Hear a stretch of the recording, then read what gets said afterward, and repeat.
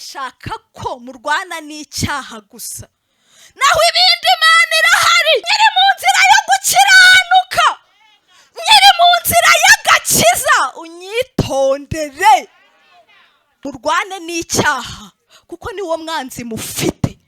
Mumurwanye nkuko murwanya undi mwanzi wese mushyizeho imbaraga, aba ariko murwanya icyaha kuko nta wundi mwanzi mufite. Ugira ibyago kikakwinjirana ntukakibembereze, kibuze amahoro, ugisohore. No muri iyo situwasiyo Imana ibihari.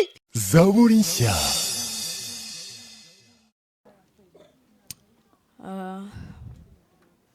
Amazina yanjye nitwa Bayibaze Monique, ndi umukristo, nsengera hano. Nshimiye Imana cyane kubw'uyu mwanya mwiza yongeye kumpa ngo mbashe guhagarara imbere yanyu babwira ijambo ryayo. Ntabwo ari ibintu biba byoroshye guhagarara imbere y'abantu nkamwe umuntu akababwira iby'Imana ivuze, ntabwo biba byoroshye, biragoye, ariko ni n'umugisha ukomeye kugirirwa iki cyizere. Pawulo niko yavuze, yaravuze ngo ndashimira Kristo Yesu, ngo kuko Yesu ashimwe, ngo kuko yatekereje ko ndi uwo kwizerwa, yarangiza akangabira umurimo. Imana ishimwe, ntabwo ari abantu bose. Shimiye Kristo ko yangiriye icyizere akangabira umurimo mwiza mwiza mwiza wo kumukorera. Nizimbye mu magambo, reka dusome ijambo ry'Imana kugira ngo ducunguze uburyo umwete.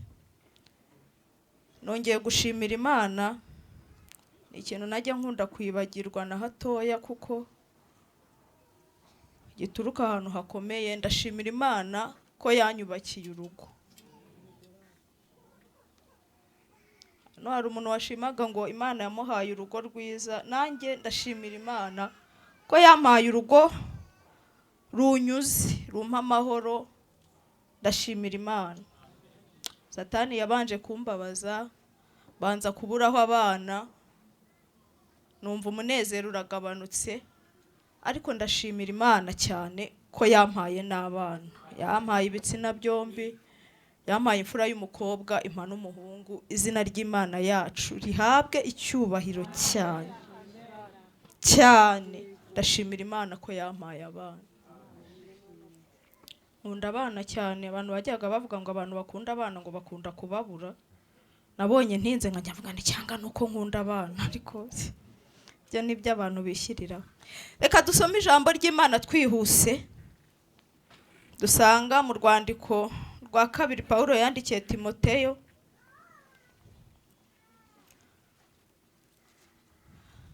Amagambo Imana yashyize ku mutima ngo tuganire, maze kumenya ko tuzaganira ijambo ry'Imana. Buriya hari igihe umuntu ategura ibye akaza kwigisha, hakaba n'igihe umuntu ababwira iri kumufasha nk'uko umushumba amaze kutubwira.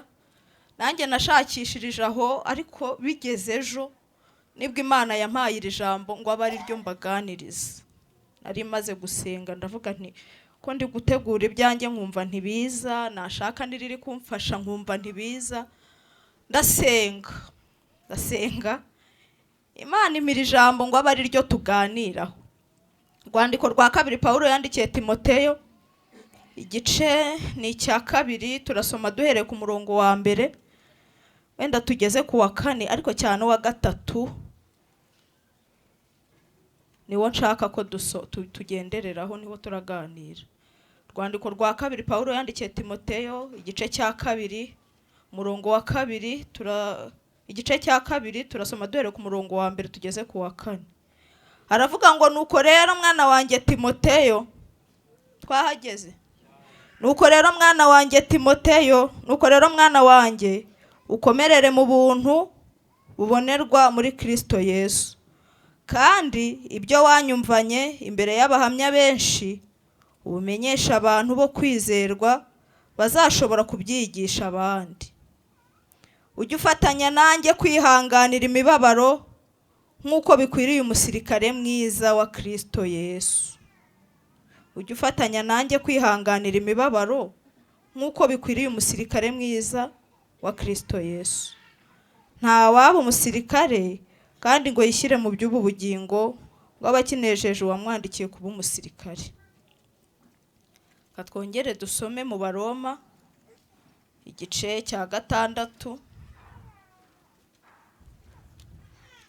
umurongo, reka wenda nsome uwa 12 bitewe n'umwanya mfite. Nari guhera hejuru ariko reka nsome uwa 12.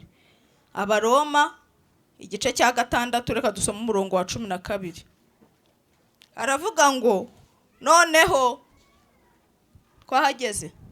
Noneho ntimukimike ibyaha mu mibiri yanyu izapfa ngo mwumvire ibyo irarikira.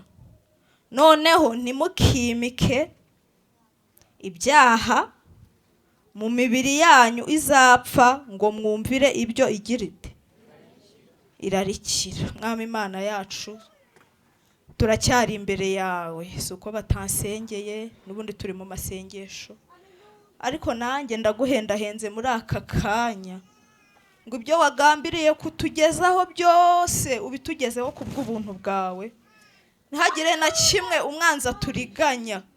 Icyo nongeye kurwanya n'imbaraga zose z'umwijima, imbaraga zirwanya ubutumwa bwiza, reka zitsindwe kugira ngo tubone umugisha wawe kandi imitima yacu yongere guhembukira imbere yawe. Umfashishe ubuntu bwawe n'imbabazi zawe mu izina rya Kristo Yesu, amen. Yesu ashimwe. Tugiye kuganira ku magambo Imana yampaye ejo ngo tuganire. Nahaye umutwe uvuga ngo dukwiye kurwanya icyaha nk'umwanzi wacu kirimbuzi. Amen. Imana arambwiye ngo dukwiriye kurwanya icyaha. Uko umuntu arwanya umwanzi we wamurimbura, niko dukwiriye kurwana n'iki? Niko dukwiriye kurwana n'iki? Uko turwanya umwanzi wese tubona watwivugana, watugirira nabi, Imana yambwiye ngo abe ariko turwana n'iki?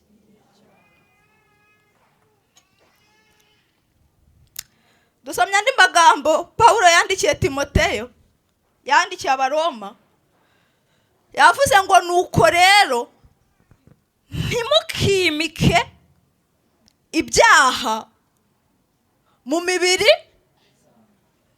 izagira ute? Ngo mwumvire ibyo irarikira. Buriya kamere y'umuntu, uburyo umuntu ateye ntabwo agendana n'umwuka, birahabanye. Ariko Pawulo avuze ngo ntimukimike. Abavuze kwimika ni ikinyarwanda abantu benshi bahita bumva, ubundi hima umwami, sibyo? Niyo bavuze ngo kiriya kintu umuntu yarakimitse, baba bavuga ko kiramuyobora, agikomera yombi. Iyo kimubwiye ngo ca aha ngaha niho anyura, nicyo kigenga ubuzima bwe. Iyo kidahari ubuzima aba yumva buhagaze. Pawulo rero aravuga ngo ntimukimike namwe. Iri jambo ribanza kuza haciyemo igihe nari ngiye gushyingura umukecuru wo muri famiye, mu gihe mbona abantu bari kurira dufite umubabaro. Yari umukecuru w'umwana mwiza cyane wakundaga kuza kundeba. Mu gihe turi kwibaza uburyo agiye atazongera kugaruka, mbona abantu bari kwihanagura amarira. Ngewe buriya kenshi Imana yigisha umuntu bitewe na kariyeri abamo. Mpita numva ubwenge buhise bwihuta, numva umutima urambajije ngo none se aba bantu ikintu kiri kubariza nyamukuru ni iki?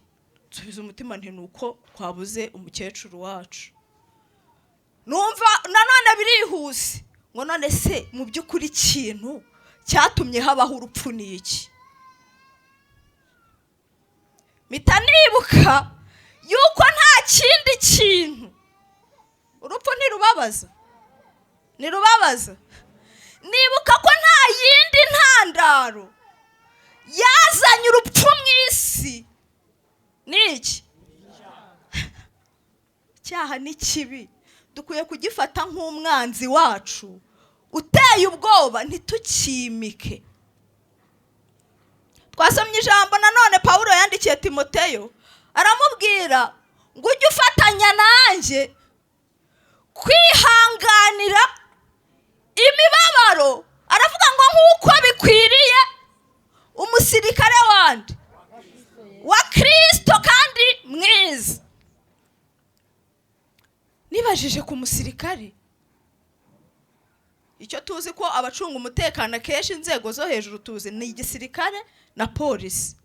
Ariko impamvu habaho igisirikare kibereyeho kugira ngo kirinde ku mipaka, kirinde ahantu hose umwanzi ashobora kuba yamenera, sibyo? Polisi ya kenshi iba hagati mu gihugu ngo icunge umutekano waho hagati, abakosheje ibahane, abagize nabi ibagarure, n'ubwo buryo. Ariko abasirikare barinda umutekano w'igihugu, barinda ibyinjira byaza kurwanya igihugu. Ni nabo bahaguruka iyo hagize umwanzi utera igihugu. Siko bimeze? Siko bimeze? Imana yambwiye ngo impamvu twitwa abasirikare cyangwa se ingabo za Kristo nuko natwe dufite umwanzi uduhiga. Impamvu tuvuga ngo turi abasirikare, tujya tubiririmba, cyangwa twavuga ngo turi ingabo za Kristo, nuko natwe hariho umwanzi uduhiga, hariho umwanzi uturwanya, hariho umwanzi ushaka kuturimbura. Imana yambwiye ngo uwo nta wundi ni icyaha. Tuvuga Satani, ariko buriya Satani nta ruhare na rutoya afite ku mwana w'umuntu. Ntiyashobora kugufata, ntiyashobora kukurimbura, ntiyashobora kukwiba atabanjije kuguteza. Ndabeshye? Iyo tuvuze inkuru z'abakurambere Adamu na Eva, babanaga n'Imana neza rwose, ariko Satani akisihinga aho ngaho ashaka ahantu yamenera ngo abakureho umubano bafitanye n'Imana. Nta yindi nzira yanyuzemo. Yanyuze mu ki? Hari indirimbo tujya turirimba ivuga ngo ibi kangisho by'umwanzi nariziri nitudatinzira hoya ntaga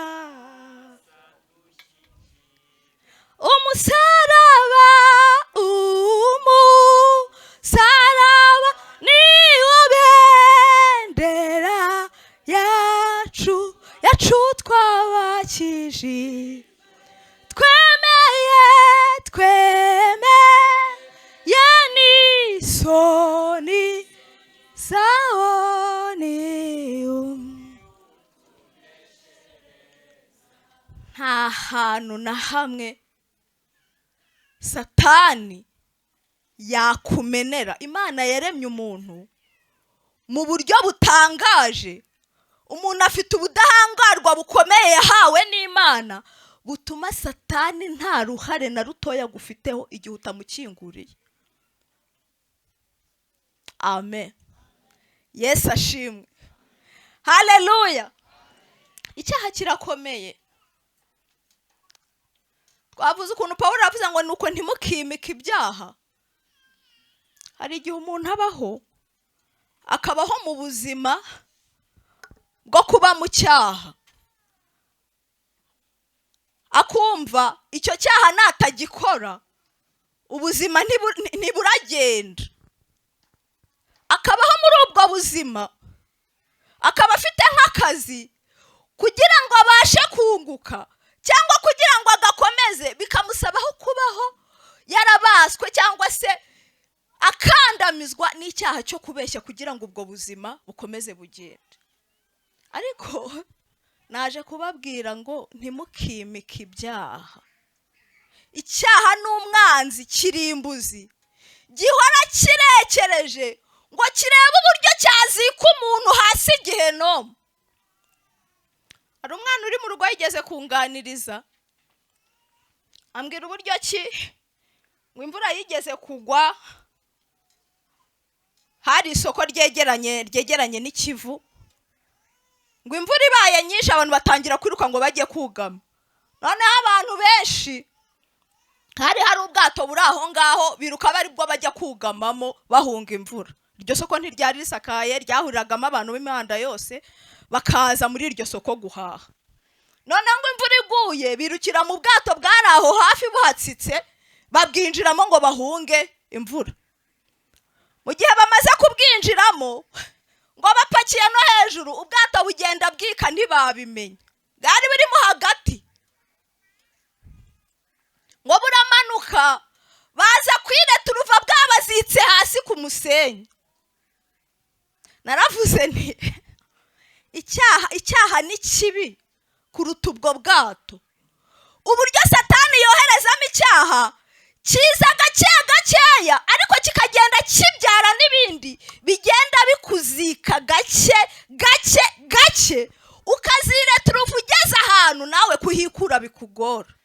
Niyo mpamvu nababwiye ngo ntimukabyimike icyaha ntukagiha amahoro nikikwinjirana ntukakibembereze. Hari ibintu bikunda kubaho, ni gahunda nziza tugira, bakaza bagapfukamisha abantu hano bari kwatura ni byiza. None ukabona nk'umuntu niba umuteze amatwi ari kwihana ukabona ameze nk'uri gutamporeza nk'uri kurangiza umuhango akihana rimwe ukajya wumva n'ibyaha biteye ubwoba ariko ukabona ariko byihana nta gihunga na gitoya afite. Nasomye igitabo cy'umugenzi kimbwira ukuntu ngo hari igihe umuntu ngo yihana ibyaha ngo akamera nka kwa kundi umuntu aba afite akana.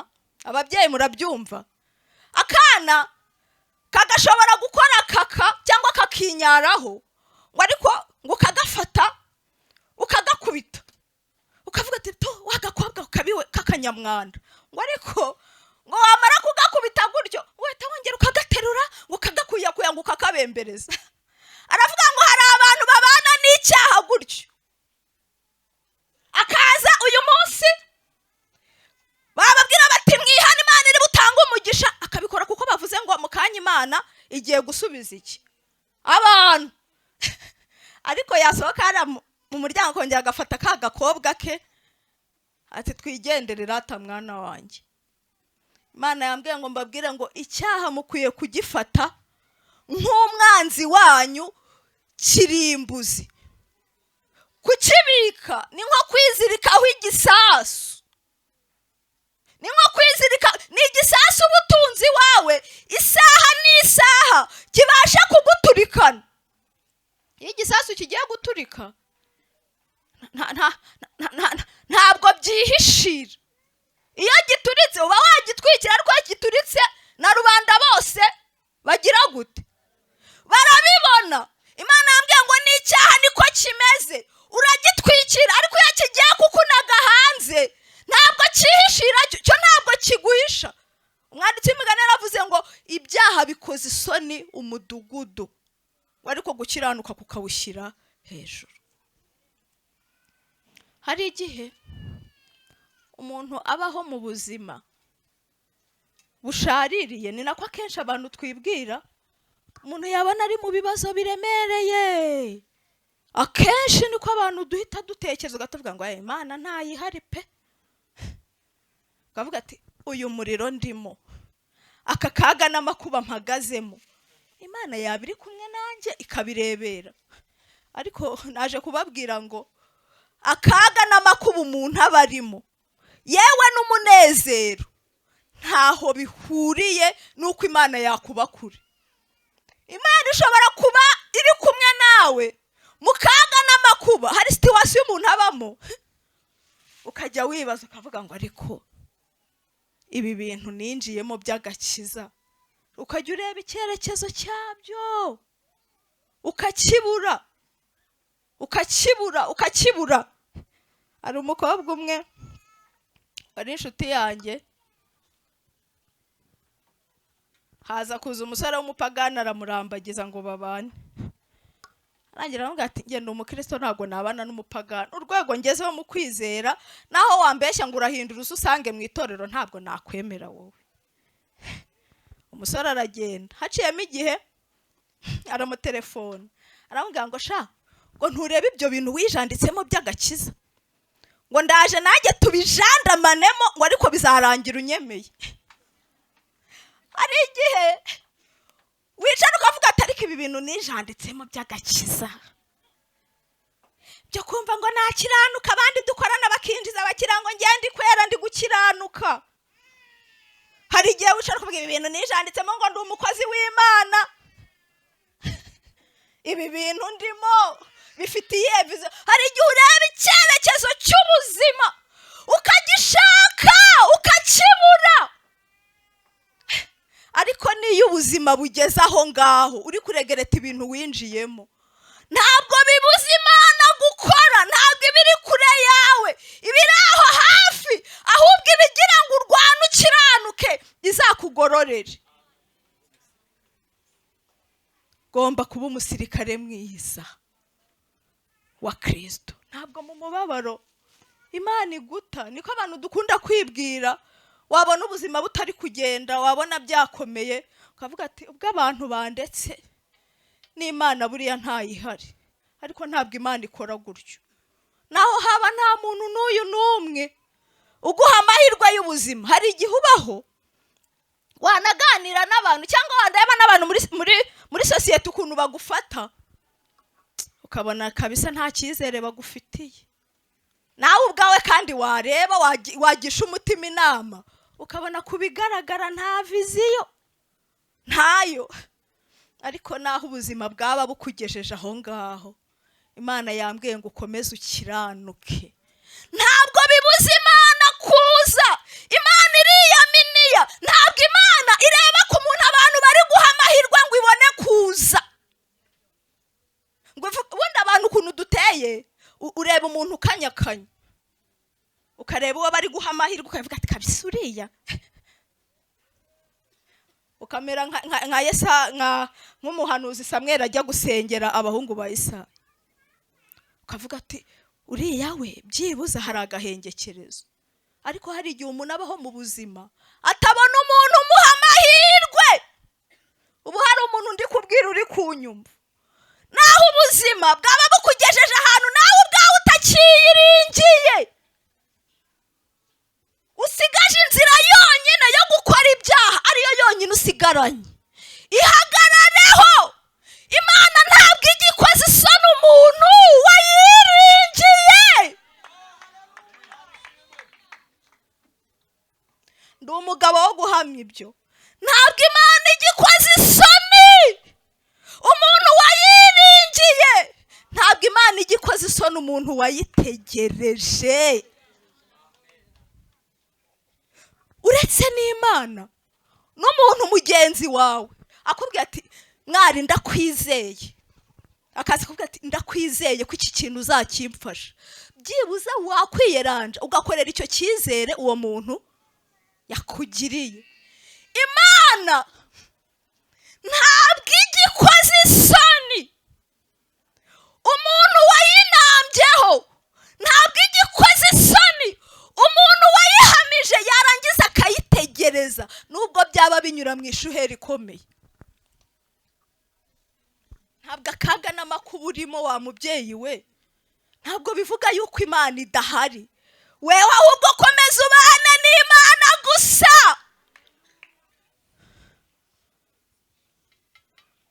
Akaga kigukura ku Mana, abana kukunanira byigukura ku Mana, urushako kukugora byigukura ku Mana. Imana iri aho ku ruhande itegereje kureba ukuntu witwara muri iyo situwasiyo urimo. Hari igihe umuntu ahura n'akaga n'amakuba ukibaza niba Imana iri kukureba. Igihe kimwe nari ndi mu rugo, nari ntwite umwana wanjye wa kabiri, bigeze nko mu masaa 6 n'igice saa 7, numva mukuru wanjye dukurikiranye arampamagaye, arambwira, yahamagaye n'igihunga cyishe, arampamagara ngo Monique we ngo serije imodoka iramugonze. Nari mfite indi nko mu mezi 8. Hari ibintu biba ukabura n'isengesho uhita ukora ako kanya wowe ugakanura gusa. Arambwira ati serije imodoka iramugonze. Serije ni akana ke k'imfura k'imyaka 7. Ubwo yahise akupa cyo koza ngerageza guhamagara umugabo wenda mubaza. Arambwira ati nibyo kwa steri iramukubise. Zino modoka ziba ziva ibyumba zafatiyeho ya agence ya difera. Karambutse kambuka katarende kambuka kiruka kwa kuntu bwana bavuye ku ishuri bwirukanga saa 6.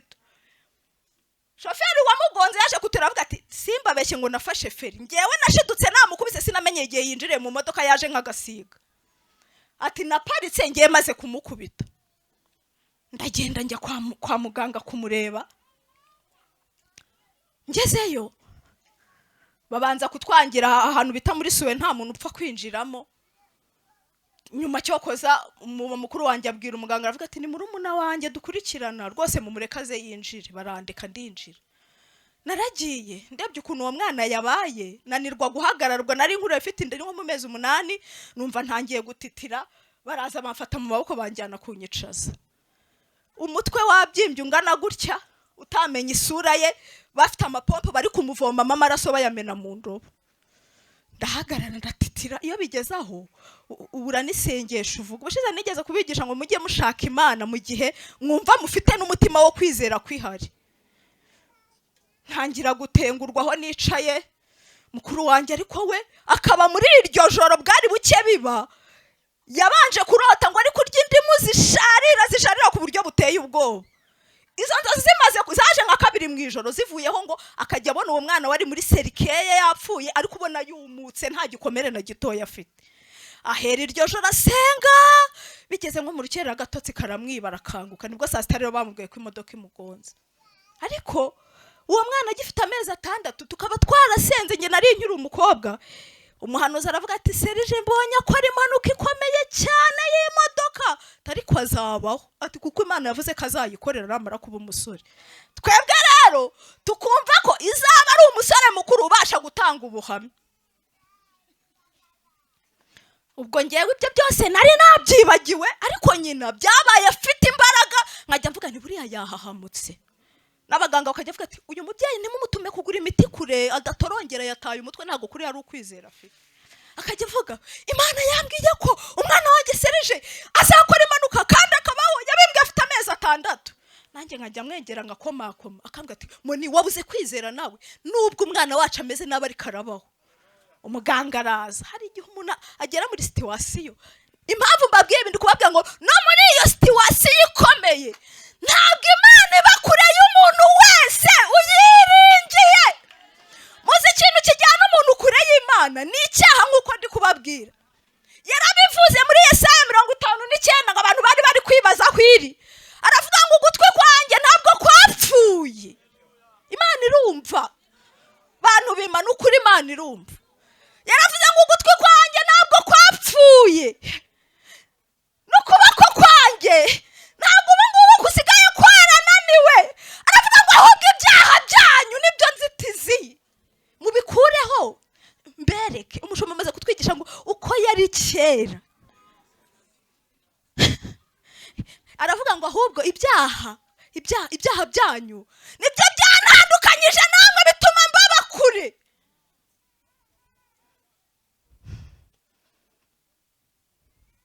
Ndi kubabwira ngo no muri iyo situation ububona nta n'umuntu kwegera.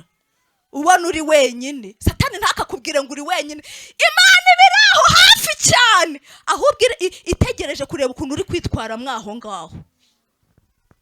Kandi ntabwo birangira gusa iyo nesheje irakugororera.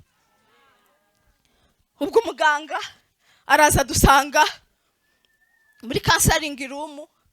Asanga mukuru wanjye ari gusenga ariko ngiye bwo ndi kurira gusa amarira ari gushoka. Abaratubwiye ati se ati ni mwebwe mufite uriya mwana wakoze accident. Tuti ni twebwe. Aravuga ati ariko nabonye muri aba Kristo musenga. Tuti ati ari kiri Imana yigeze babwira kuri uyu mwana wanyu. Mukuru wanjye ati nukuri Imana yabivuzeho. Aravuga ati rero ati ntago abaganga tubereho guhahamura abantu. Ariko umwana wanyu umutwe we wangiritse cyane. Aya magufa yose yo mu gahanga yamenaguritse. kugira ngo abeho ku bwacu ntabyo tubona turakomeza tugerageze ariko umwana wanyu ahandi urugingo rwavunitse washyiraho isimburangingo ariko buriya mu mutwe iyo hangiritse ntago tuzi ikintu twakora numva noneho ndarambaraye turakomeza tubaho dusenga ku buryo nanahara icyo gihe sinatashye ariko no muri iyo situwasiyo ndikumva hari umuntu ndi kubwira no muri iyo situwasiyo isharira muzi ko hari n'igihe ugira n'ikibazo nibe nicyo kiravugika wavuga ngo umwana yakoze accident hari n'igihe ugira ikibazo udashobora kubwira n'umuntu ubona ari ukwijugunya hanze nikibaho si no muri iyo situwasiyo Imana ibihari wowe ikigusaba umurembyi yaravuze ngo nubwo uwo mutwaro uremereye Imana irakurinda komeza ubane n'Imana gusa Imana irakuri Imana irakuri iminsi yose mu nzira uca iraguhazama Imana yacu Imana irakuri byageze nijoro ntariyumvisha ko uwo mukuru wanjye ari normal kuko yaragendaga nkamwirukanka inyuma haba hari ikimikoro gihamagara ntago umuganga asohoka ngo atumurwaye aze kukureba wumva mikoro ivuze ngo umurwaza wa kana kari hehe ubwo ukagenda wiruka n'ahantu habi hateye ubwoba ni igihugu kiri mu kindi Imana izabarinde kujya hariya hantu ku buryo ubunabyaye akana kikanga buri kanya ko gahungu kanjye kubera ibyo bintu nabonye waba wicaye muri kuganira ukumva mikoro iravuze umurwaza wayirakiza serije ari hehe ubwo nkahita mbwira bagiye kutubwira ko apfuye nkaba ndahagaze mukuru wanjye akaba arirukanse nkajya kurunguruka akajya nshira isinu ngo aracyari muzima nkavuga ati ariya byamucanze nawe buryo ageze arambwira ati noneho wicare dore nawe ufite ikibazo uratwite ngewe sindarinda kukugeraho napfa ndahita nkohereza message nkubwire ngo arapfuye ngaho icara iryo joro narakomeje ndaganya ariko we nkabona arakomeye aravuga ati ntago Mana wabikora wambwiye umwana kazakora impanuka ari uruhinja rw'amezi 6 bibaye afite imyaka 6 hafi 7 agomba kubaho nkuko wabimbwiye ndabanza nkajya nganya ariko we nkabona arakomeye bigeze nko mu masaha 9 arambwira tumva ibintu by'amaganya tubireke reka dusenge ndavuga ni ntacyo dusenge no muri iyo situation Imana ibihari turasenga njya kumva numva rujujwe ndavuga mama Serije yasaze aravuga ati Imana irambwiye ngo Serije azabaho ati Imana irambwiye ngo ntabwo arapfa umwana wacu azabaho ambwira byose ambwira nuko azashaka n'umugore azashaka uko asa ndavuga abaganga bari kutubwira ko umwana ari gupfa uyu nawe ariko nkanga kumuca intege nyine nkajya nikiza ntamina kugira ngo kuko numvaga ibyo ari guhanura yabaye traumatize nkavuga ni buri byo ari kuvuga n'ukubera umubabaro wa murenze kuba akana kawe k'imfura k'agahungu bari kugapompa bagakuramo amaraso yaretse mu mutwe n'ayamanutse mu nda bavoma banaga mu bidobo ariko umwana ariho abaza kunyegera baze mfite agafoto kari muri ntuza muri bomboni yamaze icyumweru muri koma haraza telefone ku musego nayikuye muri sirasi nkajya ntegeza ngo bambwire ngo Serije arapfuye mbona ukwezi kurashize mbona 2 yaje kugarura ubwenge nko mu mezi hafi 2 nibwo nagiye kwa muganga kubera kari agashuti kanjye kandebye mbona karaturitse kararira duhamagaye umuganga ati ko umwana ari kurira aravuga ati buriya ubwenge buragarutse arakwibutse umwana ni muzima yarakize ndikubabwira ngo sinzi impamvu ibyo bije Imana ishaka ko murwana n'icyaha gusa naho ibindi Imana irahari mukristo yigeze kurwana na paruwani ngo yarari mu gikombe cyitwa mucisha bugufi ngo bararwana umugenzi uravuga ngo mu ntambara zose yarwanye niko havuga muzabisome ngo nta ntambara yari ikomeye nk'iyo kuko uwo mwanditsi yaravuze ngo ntiwakwiyumvisha gutaka no kuniha mukristo yari afite muri icyo gihe ari kurwana na paruwoni mu gikombe mucisha bugufi ngo bararwana. Impamvu mbabwiye ibi ngo ariko mukristo Yesu ashimwe ngo yaje kubwira iri jambo aparuwani ngira ngo mbabwire ngo yaramubwiye ngo itonde wa mwanzi wanjye we wibuke yuko ndi mu nzira y'umwami. Yaramubwiye ngo nubwo mbona bikaze wenda kunyica ariko atansiyo ntabwo ndava mu nzira ndacyayirimo, wowe ucunga ninyivamo mfiteho uburenganzira, ariko nyiri mu nzira y'umwami, nyiri mu nzira yo gukiranuka, nyiri mu nzira y'agakiza, unyitondere. Imana yambwiye ngo mbabwire ngo murwane n'icyaha kuko niwo mwanzi mufite. Mumurwanye nkuko murwanya undi mwanzi wese mushyizeho imbaraga, aba ariko murwanya icyaha kuko nta wundi mwanzi mufite. Icyaha nicyo kibatandukanya n'Imana mukabura ubutabazi. Ndumva twasenga. Nuko Imana yambwiye nguko murwanya umwanzi wese ukirwanaho ushyizeho imbaraga, ngo aba ariko munarwana n'icyaha ntimukakimike. Nugira ibyago kikakwinjirana ntukakibembereze, kibuze amahoro ugisohore. Pawulo yaravuze ngo kuko ibihembo by'ibyaha ari urupfu, ngo naho impano y'Imana ni ubugingo buhoraho muri Kristo Yesu. Uko urwana n'ikindi kintu cyose kikubuza amahoro aba ari kurwana n'icyaha, kuko icyaha ni umwanzi ukomeye w'ikiremwa muntu, kuko icyaha nicyo gitandukanya umuntu n'Imana. Muhaguruke dusenge. Imana komeza kome, uranshishe haleluya yo gukora. Mwami wanjye mwami kubaho ntagufite bintera ubwoba, haleluya ndetse byabasha kugeza no mu rupfu vuba. Mwami wanjye mwami kubaho ntagufite bintera ubwoba, maganya ndetse byabasha kugeza no mu rupfu vuba. Ibyiza mbona ni kwizera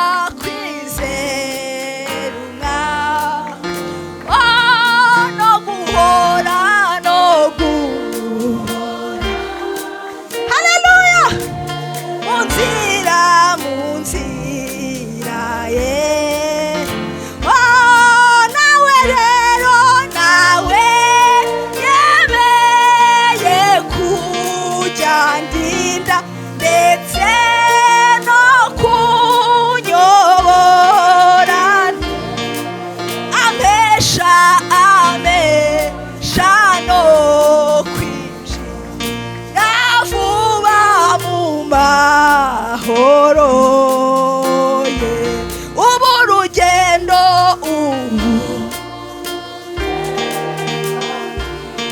haleluya n'urwo kujya mw'ijuru, umukiza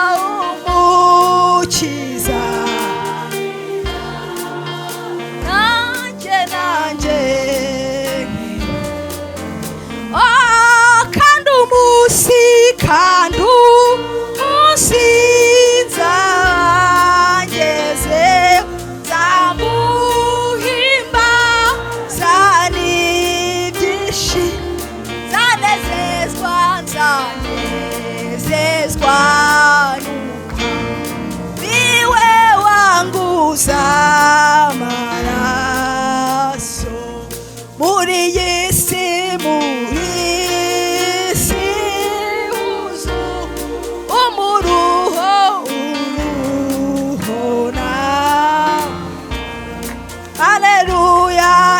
nicyo nkeneye cyo simera ko ariko ku munsi mukuru ubwo nzabona haleluya ndirimbo kuzabona ingororano mw'ijuru sinzaba abanzi ba nta nicyo nzahawe mw'ijuru rya nzashima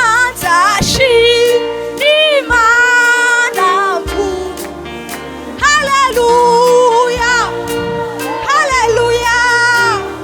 oh haleluya nzarambura amaboko mpimbaza umwami nzashima Imana mvuze impundu ni haleluya haleluya oh haleluya nzarambura amaboko mpimbaza umwami Yesu. Turagushimiye mwami Imana yacu. Yesaya yaranditse aravuga ngo nubwo Aburahamu atatuzi, aravuga ngo kandi na Isirayeli